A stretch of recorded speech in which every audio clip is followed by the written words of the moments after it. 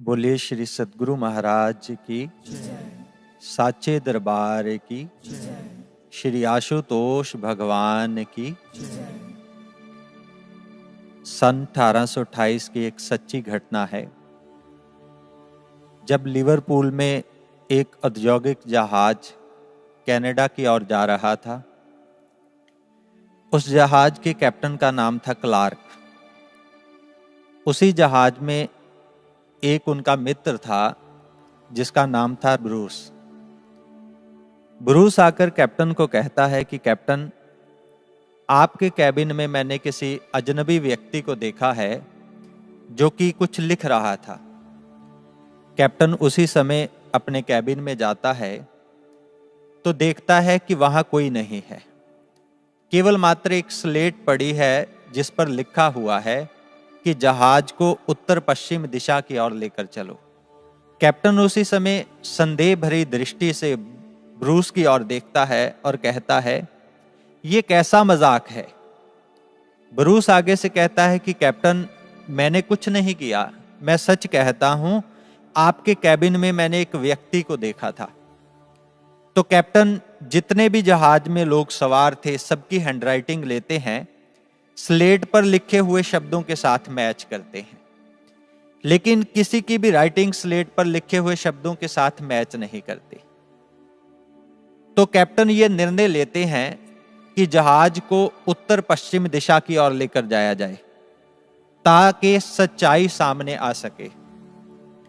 3 घंटे यात्रा के पश्चात जहाज एक हिमखंड के पास पहुंचता है तो सामने देखते हैं कि एक जहाज डूब रहा है जो कि बहुत तेजी से बर्फ में जमता जा रहा है।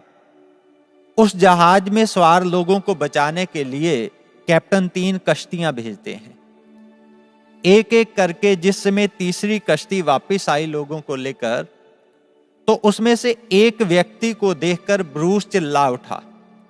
कहता है कि कैप्टन, ये वही व्यक्ति है जिसको मैंने आपके कैबिन में देखा था।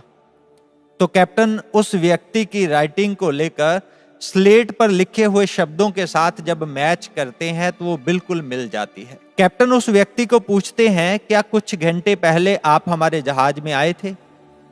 वो कहता, नहीं, तब तो मैं सो रहा था।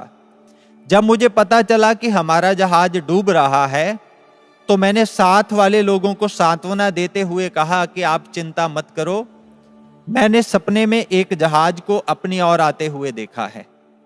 मुझे विश्वास है कि वो हमारी सहायता अवश्य करेंगे। और ठीक वैसा ही हुआ।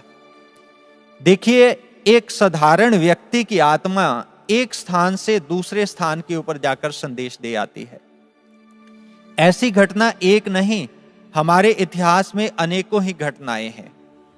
प्रथम विश्व युद्ध के दौरान एक महिला बताती है कि उसने सपने में देखा कि उसका भाई युद्ध करते हुए कुछ महीनों तक एक खंडर में छिपा रहा और जब खंडर से बाहर आया तो सीधा घर आ गया। और जिसमें वो दूसरे दिन सच में घर आ गया और अपने परिवार में बैठा, उसने बातें बताई कि युद्ध करते हुए वो ऐसे खंडर में कुछ महीनों तक छिपा रहा। जब उसकी बहन ने सारी बातों को सुना तो वो सारी बातें उसके सपने के साथ बिल्कुल मैच कर गई। इसे अंग्रेजी भाषा में टेलीपैथी कहते हैं। टेली यानी दूर, पैथी यानी भावना, अर्थात दूर से भावनाओं का पहुंच जाना। टेलीपैथी के माध्यम से आप अपने विचार, अपनी भावनाएं, अपनी संवेदनाएं, यहां तक कि अपने मानसिक चित्रण भी संप्रेषित कर सकते हैं। इन सब का केंद्र होता है हमारा मन। ऐसी घटनाएं अक्सर हमारे साथ या हमारे आसपास घटित होती है, लेकिन हमें उसका एहसास नहीं होता है। जैसे जब एक बच्चा किसी समस्या में होता है तो उसकी पीड़ा से जब वो रोता है तो सबसे पहले उसके दुख का एहसास उसकी मां को होता है, चाहे वो उससे कितनी भी दूर क्यों ना हो।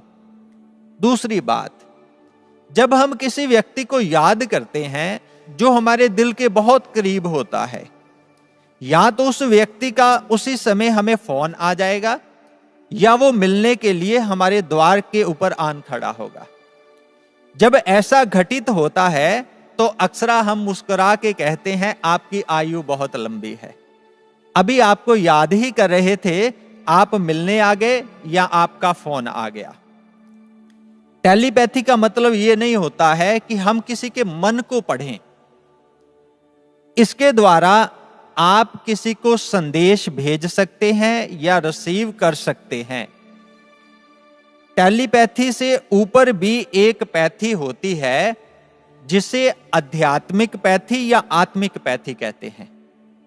इसमें संदेश भेजने वाला और रिसीव करने वाला दोनों आत्मा के साथ जुड़े होते हैं। इस आध्यात्मिक पैथी का प्रयोग रामायण में किया गया, जिसमें राक्षस रावण द्वारा माता सीता का अपहरण होता है। तो ये बात जिस समय भरत जी को पता चलती है तो भरत जी श्री राम को संदेश भेजते हैं, क्या आपकी सहायता के लिए मैं सेना भेजूं? श्री राम उसे मना कर देते हैं। भरत जी द्वारा विशेष समय में ध्यान किया गया और उसी ध्यान की पद्धति के द्वारा श्री राम को संदेश भेजा गया। श्री गुरु अमरदास महाराज जी, उनके शिष्य हुए हैं भाई जेठा जी, जो कि बाद में श्री गुरु रामदास महाराज जी कहलाए। वो गुरु आज्ञा के अनुसार अकबर को मिलकर लाहौर होते हुए वापस गुरु दरबार आ रहे हैं। रास्ते में चूना मंडी बाजार में एक दुकान के ऊपर मखमली कपड़ा लटका हुआ देखते हैं और उनके मन में विचार आता है, काश इस कपड़े को मैं खरीदूं और चोला बनवाऊं। जब गुरु महाराज जी इस चोले को पहनेंगे तो कितने सुंदर लगेंगे।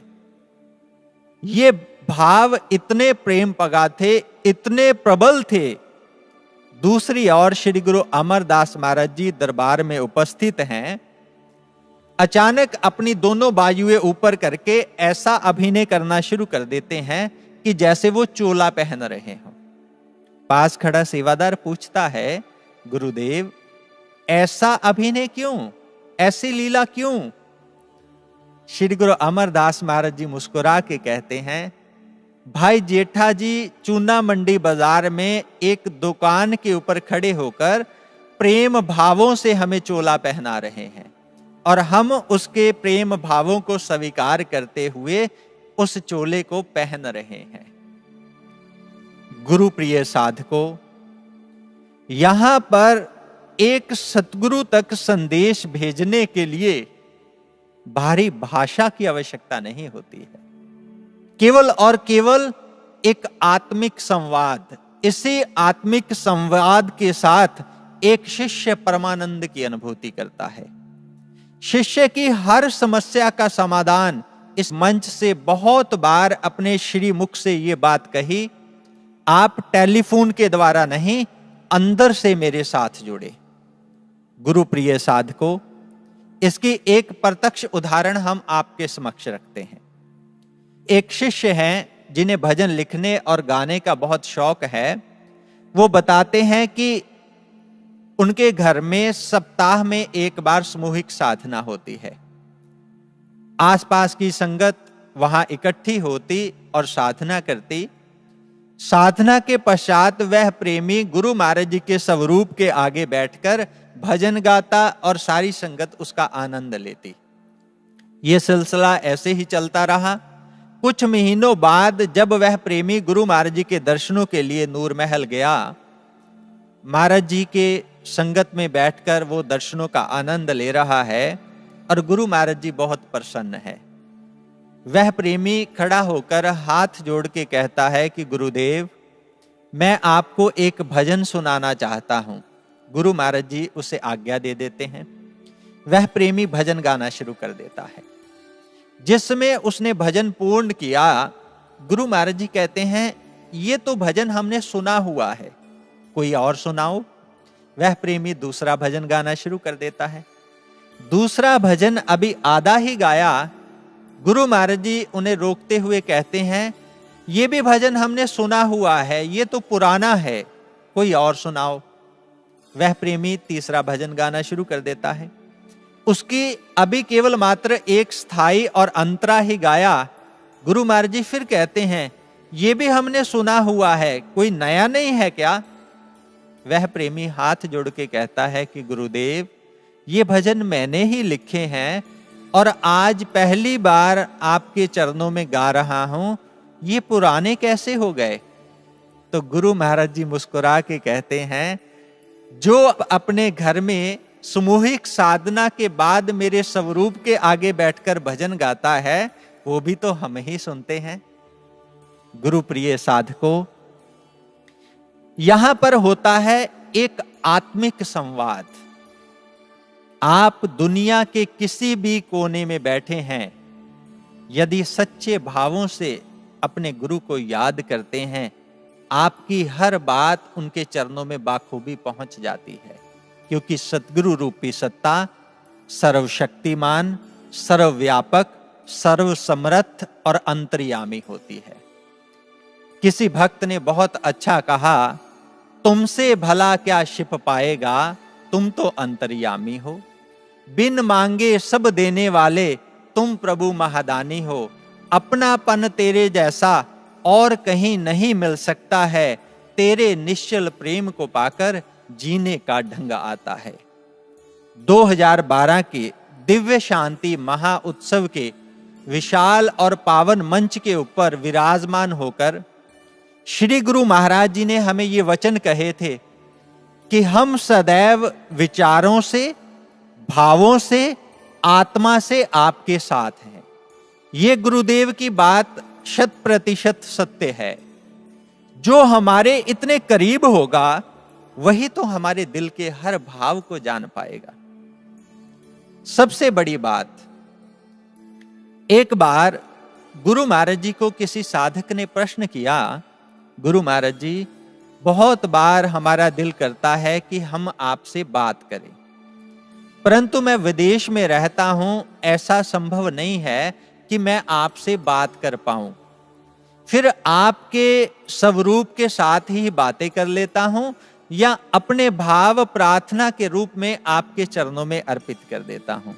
गुरुदेव, क्या हमारे भाव, क्या हमारी प्रार्थनाएं आपके चरणों तक पहुंचती है? आप उसे सुनते हैं? गुरु महाराज जी कहते हैं, शास्त्रों में वर्णित है, चींटी के पग घुंघरू बाजे तो भी साहिब सुनता है।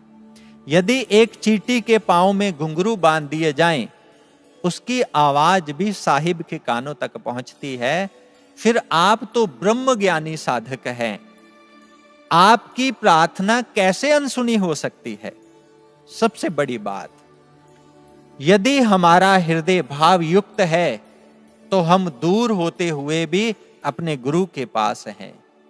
यदि हमारा हृदय भावहीन है तो हम पास होते हुए भी अपने गुरु से बहुत दूर हैं। गुरु महाराज जी ने कहा, आप चाहे दुनिया के किसी भी कोने में रहते हैं, मायूस मत हो। यदि आप सच्चे भावों से मुझे याद करेंगे तो अपने गुरु को सदैव अपने अंग संग पाएंगे। ये होता है एक सच्चा भाव गुरु के चरणों में। एक बार नूर महल में गुरु पूर्णिमा का बहुत विशाल कार्यक्रम हो रहा था, जिसमें लाखों भक्त उपस्थित थे। गुरु महाराज जी के समाधि में होने के कारण गुरु महाराज जी का सुंदर स्वरूप मंच के ऊपर विराजमान था और गुरु महाराज जी के समर्पित शिष्य, साध्वी बहनें और महात्मा जन पूजन और आरती कर रहे थे। संगत में एक वृद्ध माता खड़ी ये दृश्य देख रही है और उनके मन में ये विचार आ जाता है कि महाराज जी, ये आपके समर्पित शिष्य, गुरु भाई, गुरु बहनें आपका विधिवत पूजन और आरती कर रहे हैं। हम जैसे गृहस्थी शिष्यों का ऐसा सौभाग्य कहां कि युग दृष्टा सतगुरु का पूजन व आरती कर सके। माता जी के मन में विचार आया और चले गया। आरती के बाद सारी संगत को कुछ समय के लिए ध्यान में बिठाया गया। जब सारी संगत ध्यान में बैठी, वह वृद्ध माता भी ध्यान में बैठी है और अपने घट में गुरु महाराज जी के दर्शन करती है। गुरु महाराज जी उसे प्रकट होकर कहते हैं कि तू मेरी आरती करना चाहती है ना, ये ले आरती का थाल और कर ले मेरी आरती। वह माता जी खुशी से उस आरती के थाल को पकड़ते हैं और गुरु महाराज जी की पावन आरती अपने भावों से करते हैं। आरती के बाद गुरु महाराज जी के चरणों में प्रणाम करते हैं। सबसे पहले गुरु महाराज जी आरती के पश्चात उन्हें आशीर्वाद देते हैं और कहते हैं, सुन, अपने पति को कहना कि मेरे मस्तिष्क के ऊपर तिलक छोटा लगाया करे। गुरु प्रिय साधकों, वास्तविकता ये थी कि उस माता का पति हर रोज काम पर जाने से पहले जो घर में गुरु महाराज जी का स्वरूप था उसके ऊपर बहुत बड़ा तिलक किया करता था।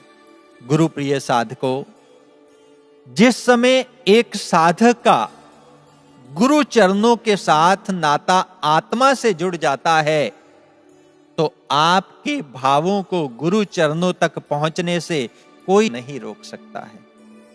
वहां पर होता है एक भावों का गुरु और शिष्य का मिलन। कुछ प्रेमी ये बात कहते हैं, कई बार ऐसा होता है कि बार बार प्रार्थना करने पर भी गुरु चरणों तक हमारे भाव नहीं पहुंचते हैं। या यूं कहिए कि जब हम किसी समस्या में होते हैं तो गुरु महाराज जी के आगे बार बार प्रार्थना करते हैं, गुरु महाराज जी कोई समाधान ही नहीं देते हैं। गुरु महाराज जी कठोर हो जाते हैं।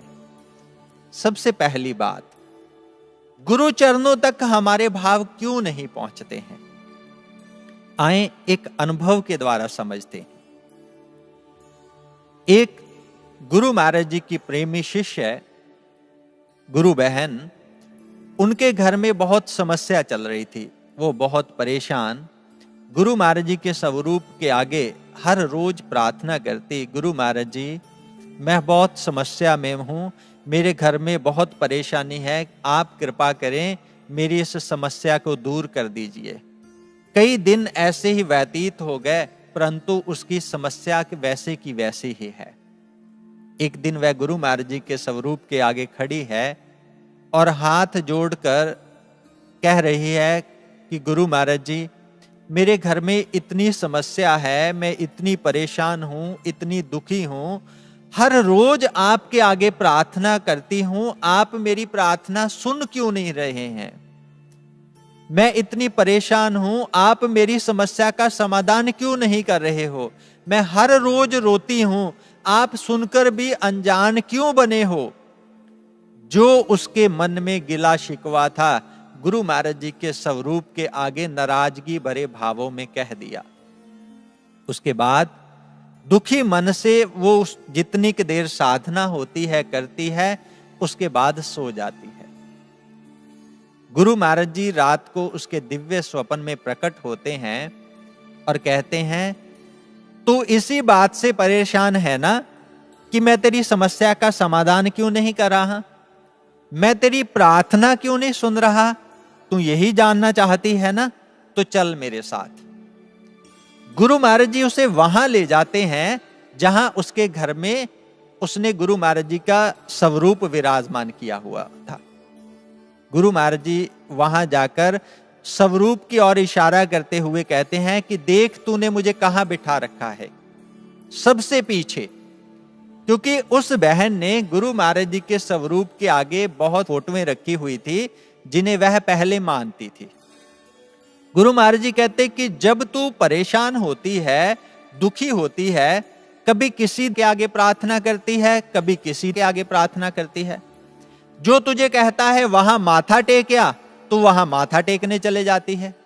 जो तुझे कहता है तू वहां ये वस्तु चढ़ाया, तू वहां वस्तु चढ़ाने चले जाती है। मेरी याद तो तुझे सबसे बाद में आती है, और जब तू मेरे आगे प्रार्थना करती है, रोती है, फिर भी तेरा मन मुझ में नहीं ठहरता है, फिर भी इधर उधर भटकता रहता है। गुरु महाराज जी कहते, मैं तो तेरी समस्या का हल करने के लिए तैयार बैठा हूं, लेकिन तू मुझ पे एक निष्ठ विश्वास तो कर। आज तक तूने मुझ पर एक निष्ठ विश्वास किया ही कहां है? जब गुरु महाराज जी ने ये बात कही तो उस बहन का सर झुक जाता है। गुरु महाराज जी कहते, याद रखना, हर समस्या का समाधान गुरु चरणों के ऊपर एक निष्ठ विश्वास रख के की गई प्रार्थना में है। चिंता मत कर, नियमित गुरु का चिंतन किया कर और गुरु चरणों में पूर्ण विश्वास रख के प्रार्थना कर, सब ठीक हो जाएगा। दूसरे दिन वह बहन आश्रम में आती है, साध्वी बहन जी को सारी घटना सुनाती है और कहती है कि दीदी, सच में मैंने ज्ञान तो लिया है, परंतु आज तक गुरु महाराज जी के ऊपर मैं एक निष्ठ विश्वास नहीं कर पाई। जब भी मेरे घर में समस्या होती तो इंसान चाहता है कि उसका समाधान उसको उसी समय मिले। मेरी एक फ्रेंड है जो कि ज्योतिषाचार्य है, मैं उन्हें फोन करती कि मेरे घर में ये समस्या है, परेशानी है, मुझे इसका हल बताओ, और वह मुझे कहती तू यहां माथा टेक आ। मैं वहां माथा टेकने चले जाती। वो मुझे कहती यहां तू वस्तु चढ़ा दे, मैं वहां वस्तु चढ़ाने चले जाती। कभी मैं इधर जाती, कभी मैं उधर जाती। सच में सबसे एंड में मुझे महाराज जी की याद आती। फिर भी मेरा मन महाराज जी के ऊपर नहीं ठहरता, इधर उधर भटकता रहता। आज मुझे इस बात का एहसास हो गया है कि यदि मैंने गुरु महाराज जी के चरणों के ऊपर एक निष्ठ विश्वास किया होता तो आज इन समस्याओं में मैं भटकती ना। सच में गुरु चरणों के ऊपर पूर्ण विश्वास ही हर समस्या का समाधान है। गुरु प्रिय साधकों, अब यहां पर हमने रुकना है और स्वयं चिंतन करना है। ज्ञान आज हम सब ने भी लिया है, हम भी सत्संग सुनते हैं, जितनी साधना होती है करते हैं, परंतु क्या जब हमारे घर में कोई समस्या होती है, हम किसी परेशानी में होते हैं, तो क्या केवल मात्र हमारी प्रार्थना का केंद्र हमारे गुरुदेव के चरण होते हैं, हमारे गुरुदेव होते हैं, कि या हमारा मन इधर उधर भटकता रहता है, हम भी कहीं इधर उधर माथा टेकते रहते हैं, कहीं हमारी प्रार्थना बटी तो नहीं हुई? यदि ऐसा है तो हम सबको समझना होगा कि आज हमने ज्ञान तो लिया है, गुरु को धारण तो किया है, परंतु अभी गुरु और ज्ञान को समझा नहीं है। एक साधक के लिए यदि उसके घर में कोई समस्या है, कोई परेशानी है, दुख है, गमी है, तो केवल मात्र उसकी प्रार्थना का केंद्र उसके गुरु चरण और गुरु होने चाहिए। यदि हमारे जीवन में दुख आता है, परेशानी आती है, तो केवल चिंतन हमारे गुरुदेव होने चाहिए। यदि हमारे जीवन में कोई सुख है, कोई उपलब्धि है, तो शुक्राना भी केवल हमारे गुरुदेव ही होने चाहिए। सत्संग प्रेमियों, एक बात को याद रखना, यदि हमारा विश्वास विक्षिप्त है तो इसी विक्षिप्त मन में विषयों का वास हो जाता है और हमारे भीतर में संदेह उत्पन्न होने शुरू हो जाते हैं, और एक दिन वही विक्षिप्त हमारा विश्वास हमें गुरु चरणों से दूर कर देता है। यदि हमारा गुरु चरणों के ऊपर विश्वास पूर्ण है तो हमारे आराध्य उसी विश्वास को एक दिन विश्व के लिए उदाहरण बना देते हैं। दूसरी बात, गुरुदेव कठोर क्यों हो जाते हैं? इसे एक उदाहरण के माध्यम से समझते हैं। अमेरिका के एक जाने माने राइटर और प्रवक्ता हुए हैं हैरोल्ड विल्के। उन्हें एक टीवी शो में पूछा गया, आप इतनी आसानी से, जैसे कि चश्मा लगाना, खाना खाना, किताब को लिखना और अपने ऑटोग्राफ देना, ये सब कार्य इतनी आसानी से अपने पांवों के साथ कैसे कर लेते हैं? ये कला आपने कहां से सीखी? तो विल्के उस एंकर को बताते हैं कि जिस समय मैं बचपन में 2-3 साल का था, बचपन से ही मेरी दोनों बाजुएं नहीं है और मुझे बहुत गर्मी लग रही थी। मैं उस गर्मी से छुटकारा पाने के लिए अपनी टी शर्ट को उतारना चाहता था, परंतु मेरी बाजुएं ना होने के कारण मैं गर्मी से बहुत तड़फ रहा था, रो रहा था। अपनी मां की और बार बार ये रोकर बताने का प्रयास कर रहा था कि मेरी टी शर्ट उतारने में मेरी सहायता करो, परंतु मेरी मां ये सारा दृश्य देख रही थी, मेरी टी शर्ट उतारने में मेरी कोई सहायता नहीं कर रही थी और मैं गर्मी से तड़फ रहा था। ये सारा दृश्य पास खड़ी मेरी एक पड़ोसन देख रही थी। वो मेरी मां को आकर हिलाती है और कहती है, तू कैसी निष्ठुर मां है, तेरा नन्हा सा बालक कैसे गर्मी से तड़फ रहा है, रो रहा है, अपनी टी शर्ट उतारना चाहता है, तू उसकी जाकर सहायता क्यों नहीं कर देती। तो मेरी मां कहती है, I am helping him by not helping him. मैं उसकी सहायता ना करके भी उसकी सहायता कर रही हूं। विल्के कहते हैं कि यदि आज मैं उस घटना को याद करता हूं तो मुझे एहसास होता है कि मेरी मां की बायुओं का रोम रोम कैसे उस समय मेरी सहायता के लिए तड़फ रहा था। यदि वो उस समय मेरी सहायता कर देती तो आज जिस कामयाबी के मुकाम पर मैं हूं यहां पर कभी ना पहुंचता। उस समय मेरी मां ने मेरी सहायता ना करके भी मेरी सहायता की। सत्संग प्रेमियों, कई बार क्या होता है, हमारे जीवन में कोई परेशानी आती है, समस्या आती है, हम गुरु महाराज जी के आगे प्रार्थना करते हैं। यदि हमारी उस समय प्रार्थना नहीं सुनी जाती या गुरु महाराज जी हमारी बात को नहीं मानते तो हमें ऐसा लगता है कि गुरु महाराज जी कठोर हो गए हों। यदि कई बार ऐसा होता है, वो भी हमारे कल्याण के लिए ही होता है। एक बार परम वंदनीय गुरुदेव सर्वश्री आशुतोष महाराज जी को एक समर्पित शिष्य ने प्रश्न किया कि गुरु महाराज जी, कई बार हम परेशानी में होते हैं, किसी समस्या में होते हैं, हमारा मन करता है कि आप हमें पास बुलाएं, हम आपको अपनी समस्या बताएं, आप हमें सांत्वना देंगे, कोई हल देंगे, हमारी समस्या खत्म हो जाएगी या कम हो जाएगी। परंतु गुरु महाराज जी उस समय ना तो आप अपने पास बुलाते हैं, ना हमारी बात सुनते हैं। हमें ऐसा लगता है कि जैसे आप कठोर हो गए हों। तो गुरु महाराज जी कहते हैं कि जो उस समय आपकी दुख और परेशानी के कारण कर्म होते हैं वो कटने ही ऐसे होते हैं। यदि उस समय हम आपको पास बुला लें, आपकी बात सुन के आपको कोई सांत्वना दे दें, तो आपका वह कर्म वहीं पर ही रुक जाएगा और आपको आगे जाकर कई जन्मों तक पीड़ा देगा।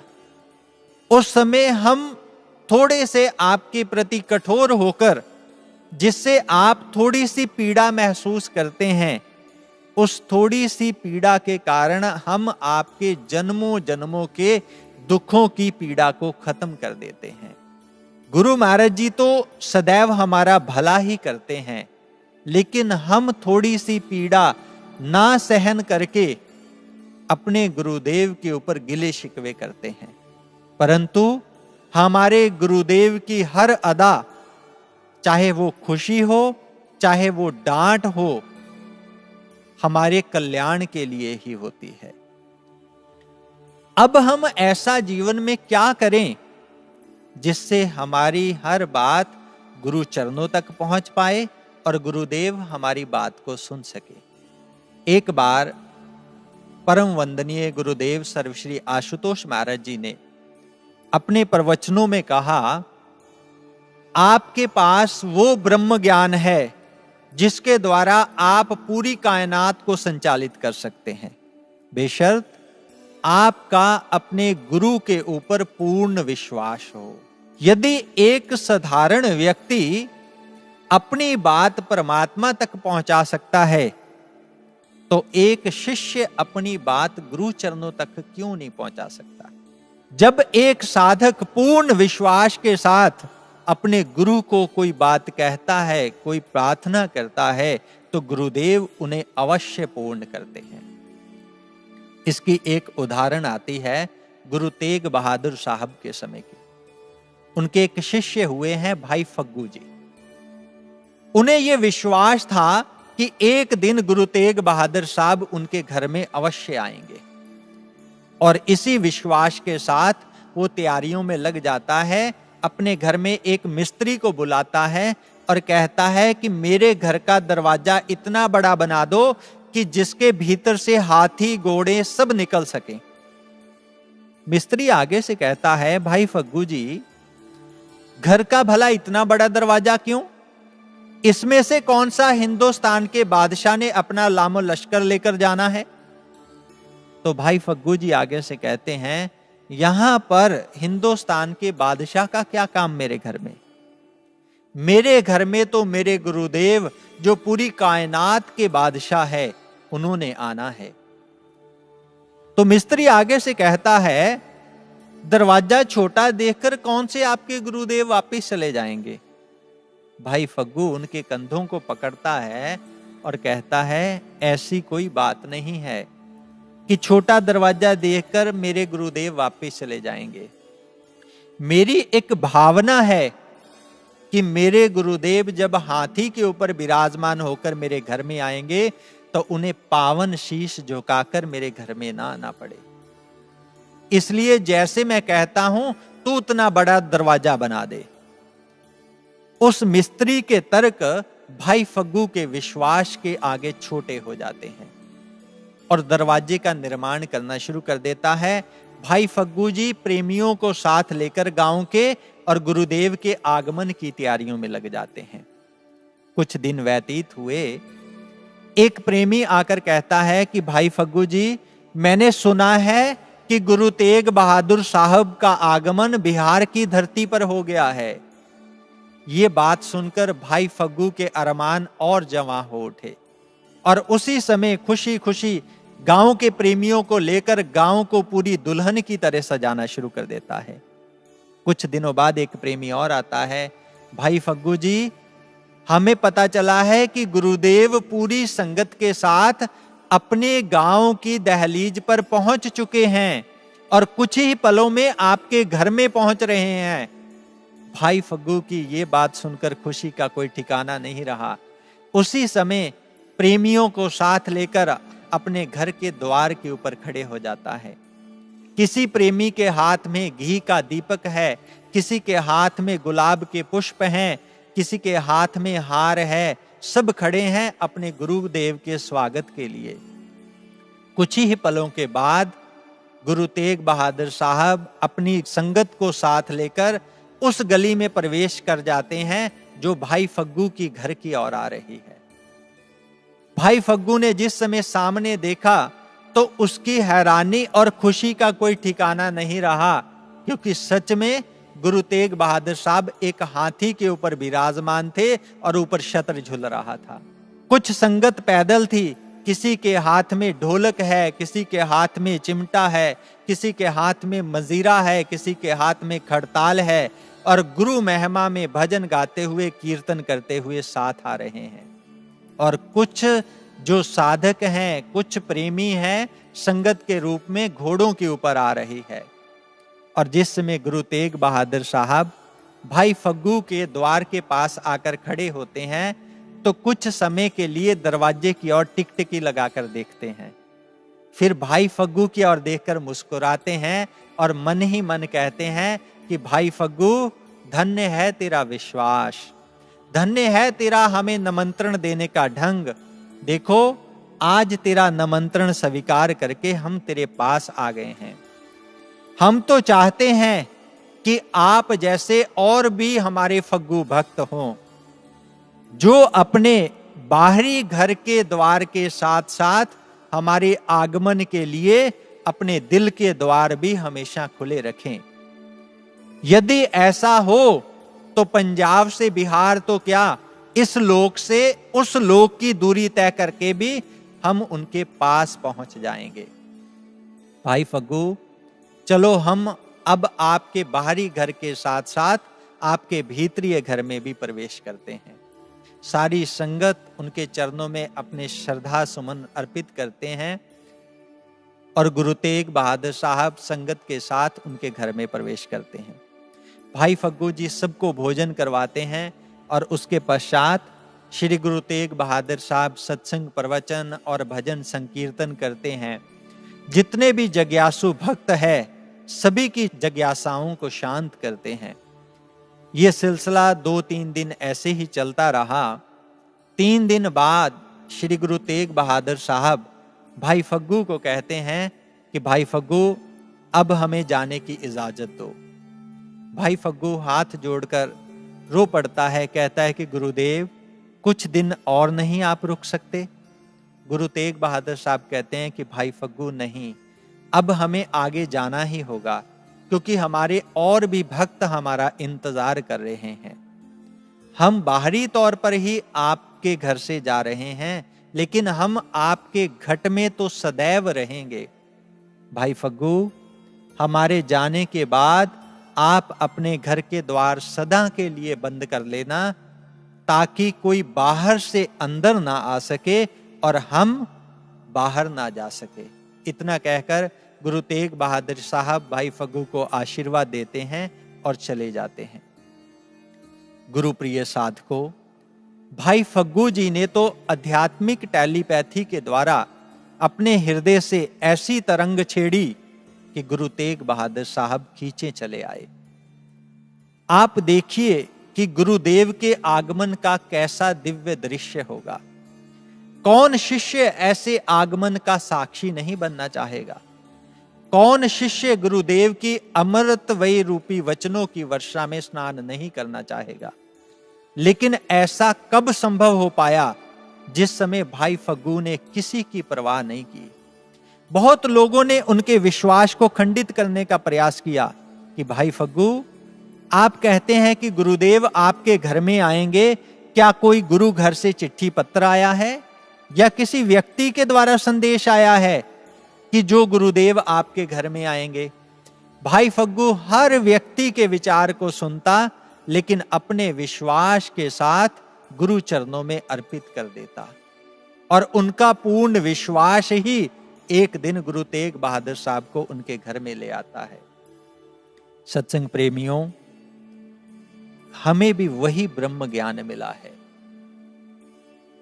आवश्यकता है उस ब्रह्म ज्ञान के साथ हम ऐसा चिंतन बनाएं कि हमारा हर श्वास गुरु के सिमरन में रंग जाए, हमारा हर स्पंदन गुरु के चरणों के साथ जुड़ जाए।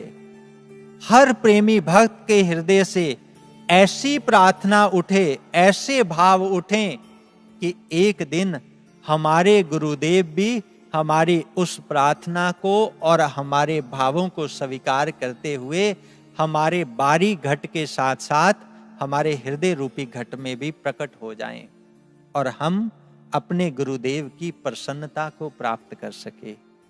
गुरु प्रिय साधकों, आए सब मिलकर गुरु चरणों में यही प्रार्थना करें, कर्मशील सेवक बन जाएं, सतत विश्वास का दीप जलाएं, आपकी कृपा से गुरु प्रिय बन जाएं, निज शिष्यत्व सफल कर पाएं, आपकी कृपा से गुरु प्रिय बन जाएं, निज शिष्यत्व सफल कर पाएं।